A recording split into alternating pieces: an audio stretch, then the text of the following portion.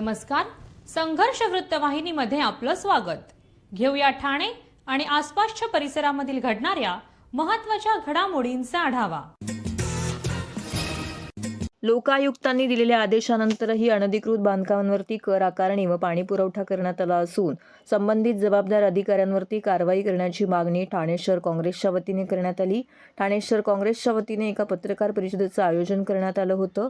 या प्रसंगी शहर काँग्रेस अध्यक्ष ॲडव्होकेट विक्रांत चव्हाण यांच्यासह काँग्रेसचे मुख्य प्रवक्ते सचिन शिंदे, ज्येष्ठ उपाध्यक्ष भालचंद्र महाडिक, प्रवक्ते राहुल पिंगळे, महिला अध्यक्षा स्मिता वैती, मंजूर खत्री इत्यादी पदाधिकारी उपस्थित होते.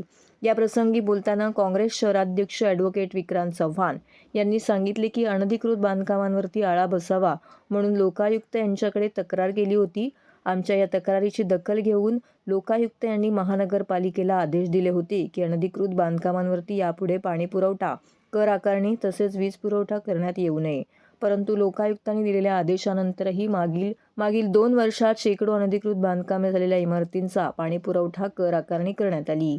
याची पूर्ण चौकशी करण्यात यावी व या काळात जे अधिकारी होते त्यांना जबाबदार धरण्यात येऊन त्यांच्यावरती कारवाई करण्यात यावी. जर कोणी निवृत्त झाले असतील तर त्यांची पेन्शन थांबवण्यात यावी अशी देखील मागणी केलेली आहे. आम्ही आयुक्तांची भेट घेऊन पत्राद्वारे ही मागणी केली आहे. जर याबाबत योग्य भूमिका आयुक्तांनी घेतली नाही तर काँग्रेस रस्त्यावर उतरून आंदोलन करेल असा इशारा त्यांनी यावेळी दिला आहे. जस्टिस कानडे लोकायुक्त, तत्कालीन लोकायुक्त यांनी 2022 मध्ये आमच्या एका तक्रारीवरती आदेश दिले होते ठाणे महानगरपालिका की अनधिकृत बांधकामं जर तुम्हाला थांबवायची असतील किंवा तोडता येत नसतील तर त्यांना देणारी वीज, त्यांना देणारं पाणी आणि त्यांची कर आकारणी थांबवावी असे आदेश दिलेले होते. मात्र 2023 आणि 24 उजळलं. बांगरांनी 2023 साली आता 9व्या महिन्यात बांगर साहेबांनी आदेश दिले की पाणी आणि वीज देऊ नये. पण त्या दरम्यानच्या काळामध्ये जी अनधिकृत बांधकाम उभी राहिली होती 2022च्या आधीची आणि 2022 आणि 23च्या मध्ये, त्या बांधकामांना वीज, पाणी आणि पुरवण्यात आलं आणि कर आकारणी करण्यात आली. याच्यासाठी पूर्णपणे तत्कालीन आयुक्त बिपिन शर्मा, तत्कालीन उपायुक्त अतिक्रमण बुरपुले आणि तत्कालीन आत्ताचे उपायुक्त अतिक्रमण गोदापुरे इन्व्हॉल्ड आहेत, हे जबाबदार आहेत, कारण का तेही होते त्या काळामध्ये. तर ह्या प्रकरणांची चौकशी झाली पाहिजे ही पहिली आमची मागणी. आणि आता मराठा आरक्षणाचा सर्वे झाला, त्या सर्वेच्या दरम्यान तिथे कर्मचारी गुंतलेले असताना त्या ठिकाणी अनधिकृत बांधकामं परत फोफावली. जसं कोरोनाचा फायदा घेऊन केला तसं त्याची फोफावली. तर ती जी बांधकामं आता फोफावली ती पुन्हा तोडण्यात यावी. आणि जे बांगर साहेबांनी आदेश दिलेले आहेत की टोरंटला पत्र दिलेलं आहे, MSCB ला पत्र दिलेलं आहे, सगळ्या सहाय्यक आयुक्तांना लेखी आदेश दिलेले आहेत की कर आकारणी करण्यात येऊ नये, पाणी पुरवठा देण्यात येऊ नये, त्याचं काटेकोर पालन झालं आहे का नाही याची तपासणी करावी असं आम्ही आयुक्तांना आजच्या निवेदनात पत्र दिलं. रस्त्यावर उतरणार काँग्रेस प्रत्येक प्रभाग समितीवर. सर्व नागरिकांना आवाहन करण्यात येत आहे की सध्या डासांमार्फत पसरणाऱ्या डेंग्यू या आजाराचा प्रसार रोखण्यासाठी प्रत्येकाने पुढील प्रमाणे कार्यवाही करावी. डेंग्यू आजार एडिस इजिप्ती हा डास चावल्याने होतो. या डासांची पैदास साचलेल्या किंवा साचवलेल्या स्वच्छ पाण्यामध्ये होते. 8 दिवसांपेक्षा जास्त दिवस पाणी उघडे व साचून राहिल्यास त्यात डास अंडी घालतात. अंड्यांच्या अळ्या तयार होऊन पुढे डास तयार होतात. यासाठी आपल्या घरातील पाणी साठे, उदाहरणार्थ बॅरल्स, पिंपे, टाक्या, हौद, रांजणे इत्यादी दर आठवड्याला रिकामे करून घासून पुसून कोरडे करून पुन्हा भरावे. 1 दिवस कोरडा दिवस म्हणून पाळावा.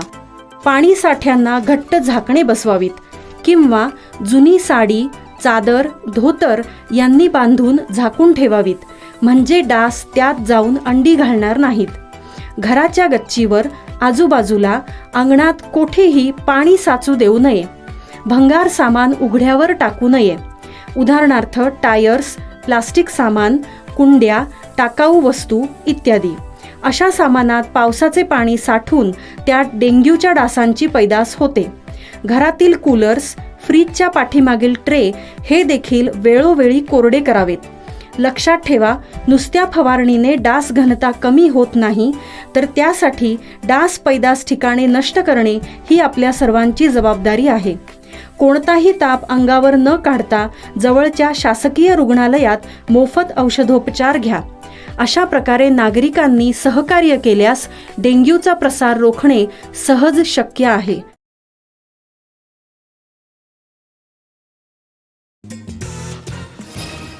माजी महापौर यांचा अजीब कारनामा, बॅनरवरनं बाळासाहेबांचा फोटो गायब. लुईसवाडी या ठिकाणी महाराष्ट्र राज्याचे मुख्यमंत्री एकनाथ शिंदे यांच्या घराच्या समोर एक बॅनर लावण्यात आलेला आहे.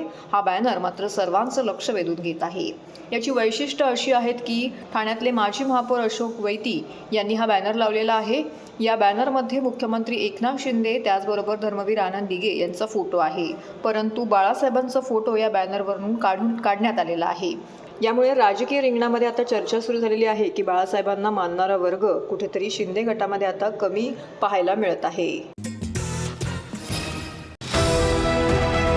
TJSB सौर शक्ती कर्ज, गो ग्रीन, करा वीज बिलावर बचत. आकर्षक व्याजदर, 84 महिने परतफेड कालावधी, 80% लोन, व्यावसायिक आणि उद्योजकांकरता सुद्धा. अधिक माहितीसाठी तुमच्या जवळच्या शाखेला भेट द्या किंवा संपर्क साधा. 1800-223-466 आणि 1800-266-3466.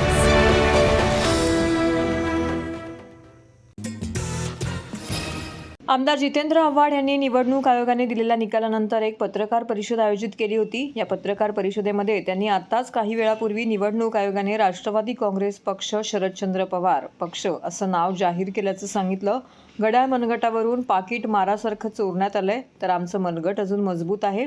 आमचा पक्ष, आमचं नाव शरद पवार हे नेहमीच आधीपासून आम्ही सांगत होतो. आयोगाचा निर्णय दुटप्पी असून संभ्रम निर्माण करणारा आहे. हा पक्ष बळकट करण्याचे कोणाचे प्रयत्न होते, हा पक्ष कोणी मोठा केला, यावरती धांदाट खोटं निवडणूक आयोग बोलत असल्याचं देखील आव्हाड यांनी म्हटलं आहे. निवडणूक आयोग ही कठपुतली आहे. निवडणूक आयोगाला 30 तारखेला जे घडलं ते टाळायचं होतं. बंद खोलीत नेमकं काय घडलं ते दाखवायचं नव्हतं. काल तुम्ही प्लॅन करून पवारसाहेबांचा गळा घोटला, तुम्हाला लाज वाटली नाही. तुम्ही कितीही काही करा, तुम्ही पाकिट मारासारखं मनगट चोरलंय. पवारसाहेबांचं मनगट अजून मजबूत आहे. पवारसाहेब अजून मजबूतीने पुन्हा उभे राहतील. त्याचबरोबर काल एक जण बोलला, आव्हाड घरात भांडण लावतायत, तर तुम्ही तुमच्या काकाला किती त्रास दिला, बहिणीला किती त्रास दिला हे सर्व परळीकरांना माहीत आहे. नियती कसा सूड घेईल हे आता कळेलच. शरद पवारांना संपवण्याशिवाय त्यांना महाराष्ट्रात काही करता आलं नसतं हे त्यांना माहिती होतं आणि त्याला मदत त्यांच्याच घरातून झाली आहे. महाराष्ट्राच्या मनात राग आहे. पवारसाहेबांना तुम्ही छळलंय, त्याचं उत्तर महाराष्ट्रातील जनता आणि तरुणच तुम्हाला देतील. पवारसाहेबांनी घेतलेले निर्णय राज्याच्या हिताचे असून त्यांनी एक महत्त्वपूर्ण असा निर्णय दाखवावा. ज्या माणसाने तुम्हाला घडवलं तोच अजरामर राहील. हम लढेंगे और जीतेंगे असा विश्वास यावेळी त्यांनी पत्रकार परिषदेमध्ये व्यक्त केला. त्याचबरोबर अजित पवार यांना पुन्हा उपमुख्यमंत्री पद देणं ही सर्वात मोठी चूक होती. स्वतःचा पुतण्या पायावर पडून रडायला लागला तर काय करणार पवारसाहेब.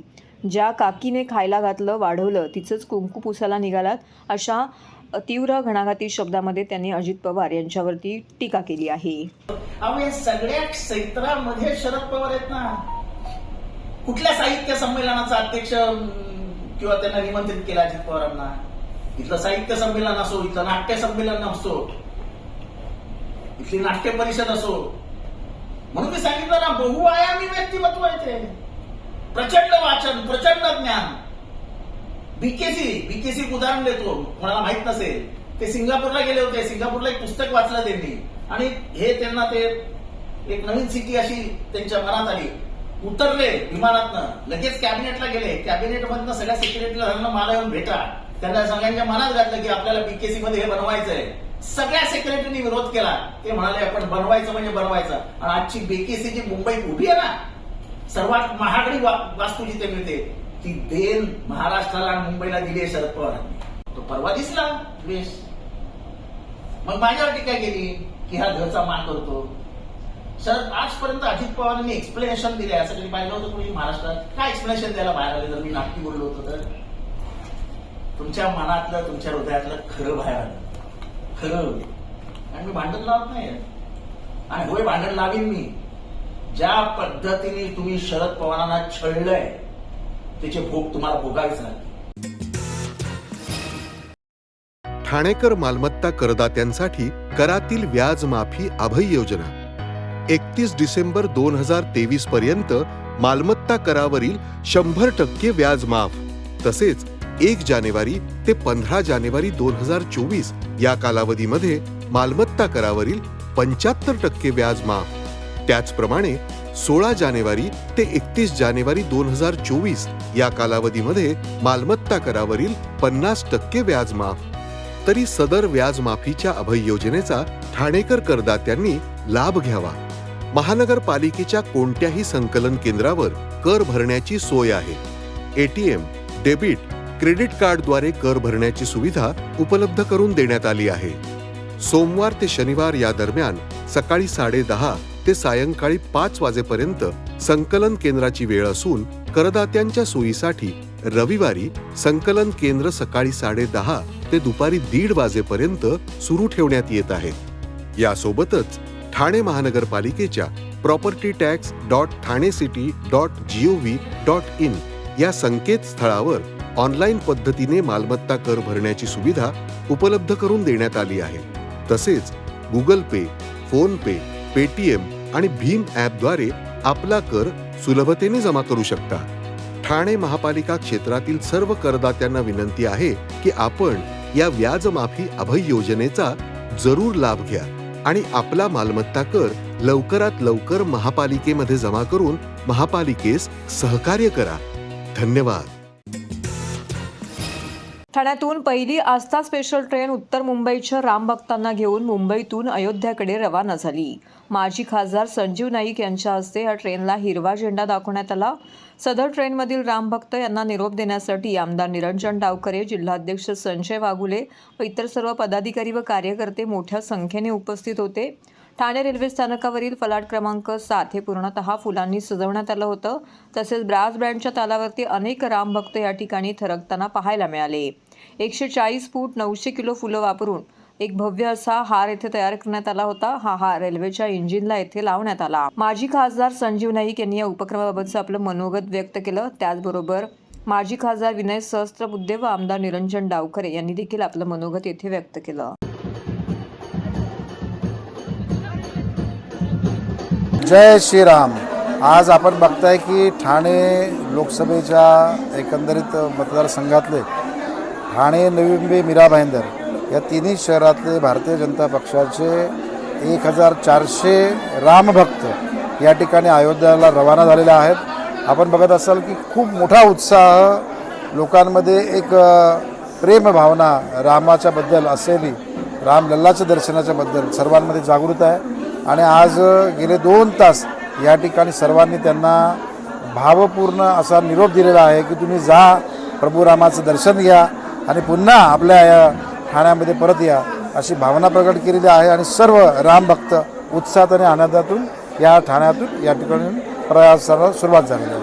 असं आहे की प्रत्येक भारतीयाची इच्छा आहे की अयोध्येला जाऊन रामलल्लांच्या पायावरती डोकं टेकावं आणि त्यामुळे असे लाखो भारतीय तिथे जायला उत्सुक आहेत. त्यातले ठाण्यातले जे भाजपचे कार्यकर्ते आणि अन्य हितचिंतक हे आज या निमित्ताने या अयोध्या एक्सप्रेसमधून रामलल्लाचं दर्शन घेण्याकरता जात आहेत आणि त्यांना निरोप देण्याकरता फार मोठ्या प्रमाणात या ठिकाणी लोक गोळा झालेले आहेत. माझी खात्री आहे की जय श्रीरामच्या निनादामध्ये यांचा प्रवास अतिशय सुखाचा होईल. 500 वर्षानंतर राम मंदिर हे अयोध्यामध्ये माननीय मोदीजींच्या हस्ते त्याचं 22 तारखेला लोकार्पण झालं आणि गेली 500 वर्ष लोक उत्सुकतेने या मंदिराची वाट बघत होते. आज आपण बघतोय की 1368 पॅसेंजर हे ठाण्यावरनं अयोध्या धामला चालले आहेत आणि त्यांची अतिशय उत्तम व्यवस्था ही भारतीय जनता पार्टीच्या माध्यमाने केलेली आहे. हे सगळेजण अतिशय 22 तारखेपासून अतिशय उत्सुक आहेत आणि त्यांच्यामध्ये एक वेगळा उल्हास आज आपल्याला दिसतोय. या सगळ्यांची व्यवस्था त्या तिकडे अयोध्या धामला दर्शनापासून ते इकडनं जाऊन तिकडनं परत येईस तोपर्यंतची व्यवस्था ही भारतीय जनता पार्टीच्या माध्यमाने केली. आम्ही सर्वजण मोदीजींचे शतशत आभार व्यक्त करतो की खऱ्या अर्थाने ज्या कारसेवकांनी जीवाची आहुती दिली, आज त्यांच्या मोदीजींच्या माध्यमाने हे राम मंदिर त्या तिकडे सगळ्यांना प्राप्त झालेलं आहे. भारतामधनं आणि भारताच्या बाहेरनं बरेचसे लोक या प्रभू रामांच्या दर्शनाला त्या तिकडे येत आहेत. तर हे होतं संघर्ष वृत्तवाहिनीचं आजचं बातमीपत्र. उद्या पुन्हा भेटू याच वेळी याच ठिकाणी ताज्या घडामोडींसह. तोपर्यंत नमस्कार.